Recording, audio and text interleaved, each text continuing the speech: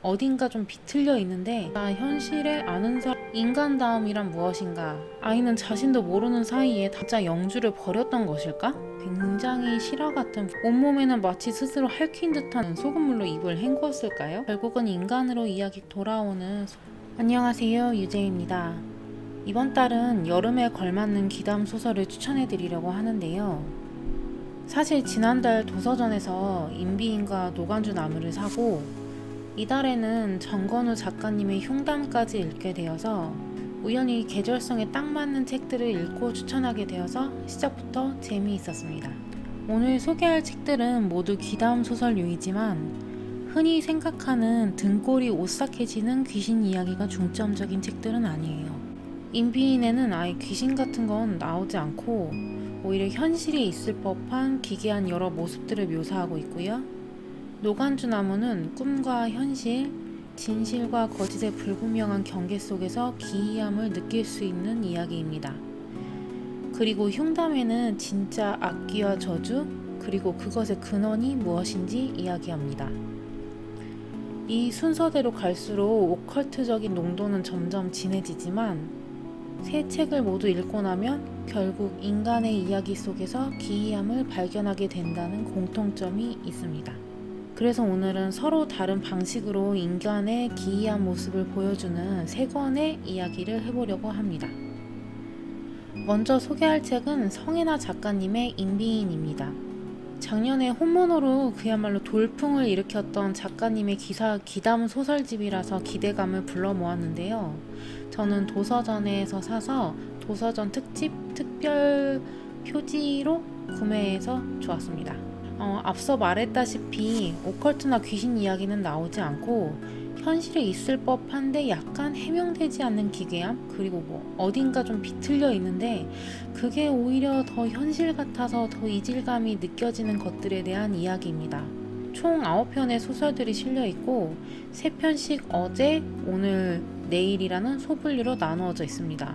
어제 챕터에 실린 3편의 소설은 알든 모르든 친일의 과거를 가진 사람들에 대한 이야기인데요. 표제작인 임비인에서 다루는 마루타 실험은 읽는 것 자체가 좀 고통스러웠고 친일의 업보도 청산하지 않은 채 오히려 좀 기회주의자로서 시대에 잘 영합해온 집안의 대대로 이어져 온 벚나무로 짠 오잔어비의 책상은 좀 읽으면서 화가 났는데 소돔의 의로운 혈육들은 좀 이상하게 가장 마음이 아팠고 가장 그래서 인상적이었어요. 애지중지하던 가보의 정체가 친일의 증거임이 밝혀지면서 벌어지는 갈등을 다룬 이야기인데요.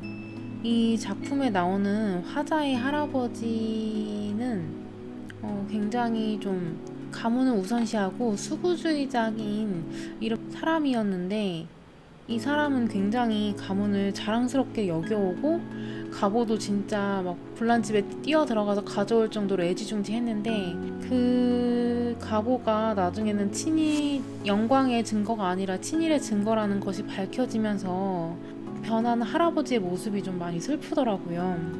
사실 적극적으로 친일을 했던 사람도 있고 그저 잘 살려다가 어쩌다 보니까 그렇게 됐던 사람들도 있었지만 그거랑 상관없이 내 조상은, 내 집안은 자랑스럽다고 여기면서 아끼고 사랑해왔는데 사실은 부끄러운 과거가 있었다는 사실이 할아버지는 믿고 싶지도 않았을 거고 근데 할아버지가 그 이후에 변하는 모습을 보면 믿지 않을 수도 없는 그런 충격이라는 것을 볼 수 있거든요. 그래서 정말 할아버지가 진짜 충격을 받고 그래서 마지막에 하셨던 선택을 보면은 진짜 그 마음이 어땠을지 조금 엿볼 수 있어서 소설 속 인물이 아니라 진짜 현실에 아는 사람을 보는 것 같이 좀 안타까운 마음이 들었어요. 그리고 오늘 챕터에 있는 3편의 소설은 좀 요즘 유행하는 회빙환이라는 키워드가 떠오르는 소설들이었는데요. 우연히 다른 사람의 삶을 구매하게 되는 이야기인 메일과 프랭크 오자와 그리고 진짜 환생을 소재로 한 윤회당한 자들을 읽으면서 어쩌면 현실의 삶을 살아가지만 만족하지 못하는 사람들이 바라는 것은 우연적이고도 극적인 변화가 아닐까 하는 생각이 들었습니다. 그것도 이왕이면 현재보다 뭐 하나라도 나은 변화를 바라는 거죠. 이게 회빙한 소설들도 읽어보면 주인공들이 두 번째 기회를 얻거나 아니면은 미래의 기억을 알고 있건 하는 그런 이점들이 있고 또 그것을 활용하는 것을 보는 게 또 재미잖아요. 그래서 어쩌면 지금의 나로 살아가는 것은 이득이 없다. 현재 나는 충분하지 않다. 만족스럽지 않다고 느끼기 때문에 사람들은 자꾸 다른 삶을 상상하는 것은 아닐까? 그런 생각을 하게 되는 소설들이었습니다. 그래서 저도 만약에 다른 사람의 삶을 살게 된다면 어떤 삶을 선택하고 싶을까? 그런 상상도 잠깐 해보면서 이 챕터를 읽었어요. 그리고 내일 챕터에 있는 세 편은 근미래의 모습을 다루고 있는데요. 우리 앞에 어느새 성큼 다가와서 금세 익숙해져 버린 AI, 로봇, 자동화가 보통이 된 현실을 굉장히 리얼하게 상상하고 그려낸 소설들이었는데요. 개인적으로는 저는 이 챕터의 이야기들이 가장 재미있으면서도 조금 공포스럽다고 느꼈어요. 근데 왜 공포스러울까? 좀 내가 왜 그런 생각을 할까? 좀 곰곰이 생각해보면 이게 아직은 알 수 없는 가상의 이야기인데 조만간 내가 뭐 선택할 수도 없고 어쩔 수도 없게 덮쳐올 이야기인 것 같고 혹시 어쩌면은 이미 나는 느끼고 있지 않지만 실감하고 있지 않지만 사실은 이미 현실이 되어 있는 것은 아닐까? 그런 생각들을 하게 돼서 그런 것 같더라고요.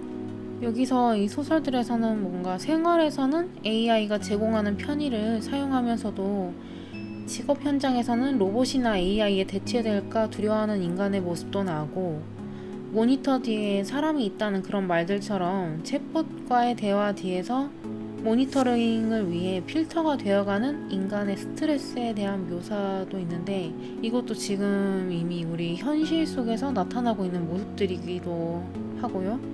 이 챕터에서 가장 좀 섬찟했던 소설이었던 그 고는 이 작품에서는 비과학적이고 옛것으로 치부되는 것과 기술 발전의 집약체인 AI와 로봇이 절묘하게 연결되어 있고 경쟁하는 모습들이 묘사되어 있어요. 이 소설의 화자는 성적이 모자라서 의대에 진학하지 못하고 한의사가 되었는데요. 그래서 오래된 의학 고서를 읽고 부정타지 않기 위한 비방을 배워서 실행하는 한편 한의사 일을 하면서 결국 점점 더 AI로 대체되는 의료계에 있기 위해서 자기도 로봇을 사용하게 됩니다. 그리고 그 이후에는 소설을 보시면 아시겠지만 실질적인 필요와 주술적인 의미가 좀 묘하게 섞여 있어요. 그래서 화자는 로봇에게 불쾌감을 느끼면서도 로봇이 제공하는 편의에 점점 길들여지고 또 자신에 대해서 너무 명확하게 헤아리는 로봇에게 나중에는 감정적으로 의존하게까지 됩니다. 그런 모습들을 보면서 물론 이 화자가 이 로봇을 이용해서 하는 그런 무서운 의료 행위들에 비할 바는 아니지만 사실 저도 유튜브를 만들고 스크립트를 쓸 때 챗GPT한테 여러 가지 묻고 도움을 받거든요. 뭐 사소한 오타 체크부터 내 문장이 어때 보여 이런 것도 묻기도 하고 수정도 또 해달라고 하면서도 또 GPT의 의견에 그대로 따르기보다는 그거에 오히려 좀 반대하고 싶기도 하고 이 GPT의 생각에 GPT가 제시하는 선택에 따라가지 않고 진짜 내 생각과 주장이 무엇인지 잃지 않아야 한다고 스스로 좀 질문하고 다짐하기도 하면서 GPT를 사용하거든요. 그렇게 이 화자를 보면서 또 그렇게 사소하게는 GPT를 사용하는 제 모습을 돌아보게 되더라고요. 그래서 이 소설을 보면서 스스로에게 질문하는 것을 잊지 말고 의존하지 않도록 조심해야겠다 그런 생각을 좀 다시금 했습니다. 이렇게 이 인비인 소설집을 읽으면서 소챕터의 제목인 어제, 오늘, 내일의 키워드에 대해서도 좀 생각을 제가 해봤는데요.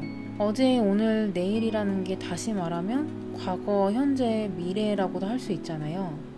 그래서 저는 오늘을, 현재를 살아가는 인간이 가장 원하는 것은 어쩌면 지금보다 나은 변화이고 미래를 향하는 키워드는 질문이 아닌가 하는 그런 생각이 들었어요. 근데 과거를 향하는 어제, 과거를 가리키는 키워드가 무엇일까? 이거는 이 어제 파트만 봤을 때는 바로 생각이 떠오르지 않았는데, 이 내일 미래를 그리는 모습까지 보니까는 그제야 과거를 가리키는 키워드는 뭔가 질문을 받음? 답변이라는 생각이 들더라고요. 이 과거의 챕터에 나왔던 모습들도 사실 그 이전에 인간들이 했던 선택들이 다시 시간이 지난 뒤에 질문을 받고 그 질문에 대한 답이 원튼 원치 않든 끄집어내진 모습 그 자체가 아니었을까? 그래서 과거란 그건 그 이전에 현재를 살았던 인간들이 미래를 향해 보냈던 질문이 이제 답변을 해야 되는 그런 시간이 아니었을까, 그런 생각이 들었습니다. 그래서 우리가 또 미래를 향해 던지는 어떻게 될까? 어떻게 살아가게 될까? 이런 질문들은 또 어떻게 변화해서 다시 답으로 돌아오게 될지 궁금해지고, 그 답을 또 저 또한 볼 수 있을지도 궁금해졌어요. 이 소설의 전체 내용과 인비인이라는 제목을 보면서 결국 작가님께서 얘기하고 싶으셨던 건 인간다움이란 무엇인가, 인간이 인간답기 위해서는 어떻게 해야 되는가, 무엇을 생각해야 되는가에 대해서 이야기하고 싶으셨던 게 아닐까 하는 생각을 했어요. 작가의 말에서 작가님은 이런 얘기를 하셨거든요. 세계가 거대한 항아리라면 우리가 두려워하고 의심해야 할 고는 무엇인가? 간단히 대답하면 고는 인간의 욕망이라고 말할 수 있겠죠? 인간이 자기 자신다워지려면 자신의 욕망을 추구해야 하지만 사실 그게 전부일까요?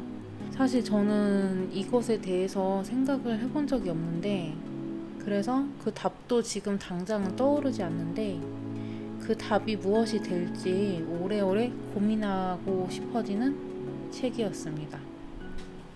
다음으로 소개할 책은 김혜솔 작가님의 노간주 나무입니다. 이 책도 지난 도서전에서 사온 책인데요. 이때 작가님의 신간 슬라임 도살자 본풀이라는 책도 같이 샀었는데, 이 책은 위기의 순간에 주인공이 그 상황에 걸맞는 무속의 신을 불러내는 그런 이야기이거든요. 그래서 이 책까지 읽어보면은 확실히 작가님께서는 무속에 깊은 관심과 지식이 있으시다는 것을 확실히 알 수 있어요. 노간주나무 역시 뭔가 영적인 세계와 과거 할머니들로부터 전해져 오는 민간 신앙, 민간 요법이 곳곳에서 다뤄지고 있는 소설인데요. 주인공 영주는 어린 시절부터 꿈과 현실의 경계가 흐릿해서 어디부터가 꿈인지 헷갈려하는 인물이라 독자들에게는 시작부터 조금 믿을 수 없는 화자로 기능하게 됩니다. 하지만 화자의 말 중 어느 것이 진짜고 어느 것이 거짓인지는 이 소설을 끝까지 읽다 보면 그리 중요하지 않다는 것을 알게 되니까 괜찮아요, 그런 건. 아무튼 영주는 6살 난 아들을 혼자 키우고 있는 싱글맘이며 산부인과 간호사로 살아가고 있는데요. 혼자 아이를 키우며 살아오는 것도 힘든데 아이가 커갈수록 좀 이상한 행동을 하게 되고, 그래서 주변의 눈초리까지 받게 되니까 그게 버거워진 영주는 결국 자신을 20년 전에 버린 엄마에게 도움을 요청하게 됩니다. 날 버린 엄마라도 남들보다는 나와 내 아들을 이해해주겠지, 돌봐주겠지 하는 마음으로 말이죠. 그래서 영주는 아들과 함께 예전에 엄마와 살았던 옛집으로 돌아가는데요. 그 집 마당에는 아주 오래된 노간주 나무가 있었어요. 영주의 엄마는 조산원 일을 하고 다양한 민간요법을 알고 있어서 노간주 나무도 여러 방면의 약재로 사용해왔고, 또 어딘가 외할머니를 닮았다고도 말했던 터라 영주도 그 나무를 기억하고 있었는데요. 이 노간주 나무에 얽힌 영주의 기억도 이 소설의 중요한 하나의 키워드가 됩니다. 아무튼 처음에는 엄마가 자신과 아들을 돌봐준다는 사실에 영주는 안도하지만 점차 엄마가 자신의 아들이 정화가 필요하다, 다시 태어나게 해야 된다라고 말하기 시작하면서 영주는 다시 불안해집니다. 게다가 아이는 자신도 모르는 사이에 닫혀있고 또 영주 자신도 잠들 때마다 내용이 이어지는 악몽을 꾸면서 점점 상태가 나빠져요. 잠을 자도 제대로 잘 수가 없고 잠이 들어도 언제부터 깨어 있었던 건지도 알 수 없어지게 됩니다. 또 여기다가 근방에서 일어나는 다른 아동학대 사건들 그리고 영주의 과거와 연결된 인물까지 나타나면서 이야기는 점점 범위를 넓혀나가게 되고요. 그리고 영주가 알고 있던 사실 아래에 또 다른 진실이 나타나고 또 그 아래에 또 다른 비밀이 드러나면서 이야기가 계속해서 뒤집힙니다. 엄마는 진짜 영주를 버렸던 것일까? 영주의 아들은 정말 문제가 있는 아이일까? 영주의 흐릿한 경계는 그저 영주가 좀 감각이 이상한 사람이기 때문에 생긴 것일까? 이 모든 질문은 소설을 끝까지 읽는다고 해서 한 번에 답을 명확하게 알 수 있는 것은 아니었어요. 오히려 결말에서는 또 다른 질문이 생겨나기도 합니다. 이 이야기는 진짜였을까? 영주는 어디까지 진짜로 살아왔고 어디서부터 선택할 수 있을까? 다시 궁금해지게 하는 거죠. 작가의 말에서 작가님은 게임의 세이브 포인트에 대해서 이야기를 하시는데요. 언제든 다시 시작할 수 있다는 안도감, 내 여정을 누군가 기억해주고 있다는 연결감이 주는 희망을 이 책을 쓰면서 스스로의 삶에 만들어주고 싶으셨다고 합니다. 제가 이 책을 살 때 작가님께 사인을 받았는데요. 그때 써주신 문구도 언제든 다시 태어날 누구님께였어요. 자신을 위해 만든 위로를 독자들에게도 전해주고 싶으셨던 것 같다는 느낌을 받았습니다. 게다가 이제 오컬트 형식을 빌어서 인간 내면의 기억과 상처, 자기 보호와 회복을 올려둔 이야기와 언제든 다시 태어날 수 있다는 말에 사실 저도 그렇게 자신감 있게 살아온 사람은 아니지만 조금 용기를 전해받았습니다. 마지막으로 소개해드릴 책은 정건우 작가님의 흉담입니다. 제목부터 정말 공포, 무서운 이야기라는 것이 느껴졌는데요. 저는 정건우 작가님의 책을 처음 읽었는데 꾸준히 공포 장르의 소설을 써오신 것 같더라고요. 그래서 작가님의 다른 공포 소설들도 읽어보고 싶다는 생각이 들었고요. 이 소설은 주인공 설정이 작가님 본인으로부터 와서 굉장히 실화 같은 분위기를 자아냅니다.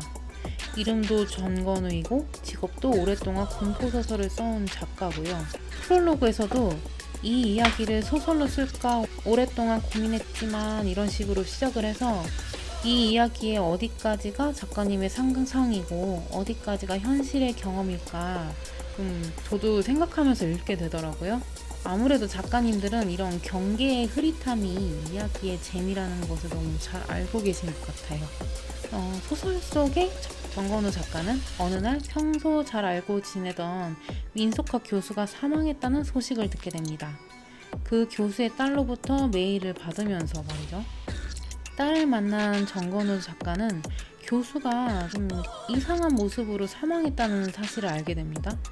온몸에는 마치 스스로 핥힌 듯한 자국이 가득했고 죽기 직전 교수는 작가에게 부재중 전화를 남겼고 마지막으로 남긴 문장은 흉담을 들었다라는 것까지 알게 되면서 정건우 작가는 이 일이 과학적으로 설명되지 않은 어떤 힘과 연관이 되어 있음을 직감하고 교수의 딸과 함께 사망사건을 조사하기로 합니다.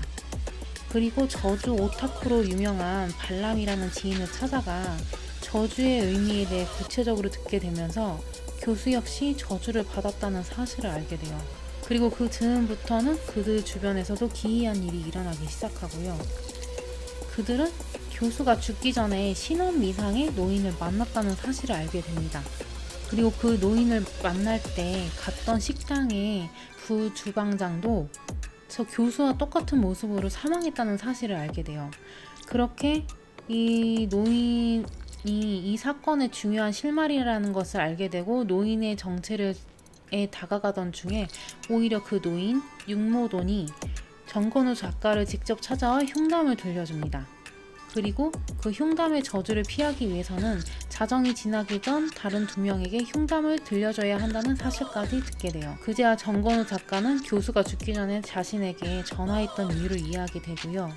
자신 또한 흉담의 저주에 걸려들었다는 사실을 알게 됩니다. 그런데 육모돈이 교수와 주인공에게 흉담을 들려준 이유가 좀 무섭다면 무섭고 어처구니 없다면 진짜 어처구니 없을 정도로 좀 인간적인데요. 육모돈은 명리학자이면서 폐암 환자였어요. 그런데 자신은 암에 걸려서 죽어가는데 자신과 비슷한 업계에 오히려 자기보다 그렇게 뛰어나 보이지도 않는 사람들이 매체에 나와서 잘 나가는 모습이 꼴 보기가 싫었다는 거예요. 그래서 자신에게 암 진단을 내린 의사나 자신이 사는 지역에서 경쟁 업체라고도 할 수 있는 무당에게는 저주를 피할 방법조차 알려주지 않고 흉담을 들려줘서 죽게 해서 흉담의 저주가 효력이 있다는 것을 확인을 하고 교수와 주인공에게 찾아온 거죠. 결국 이 강력한 저주의 출발점에는 인간의 질투와 앙심이 있었던 거예요. 그래서 정건우 작가는 이제 자신의 저주를 피할 방법을 찾아서 조사를 거듭해서 흉담의 근원지를 찾아갑니다. 그리고 그곳에서 흉담을 만들어낸 실제 인간들의 악한 의도와 귀신까지 이용해서 이득을 취하려는 욕심의 실체를 직면하게 됩니다. 그런데 그 인간의 마음이라는 건 사실 소설 속에 있는 것만이 아니라 현실에도 실제하고 있잖아요. 그러니까 결국 이 소설이 가장 공포 포인트로 그려낸 것도 귀신이나 저주가 아니라 그것을 이용하는 인간의 마음이라는 것을 이야기하고 싶은 소설이구나 그런 생각이 들었어요.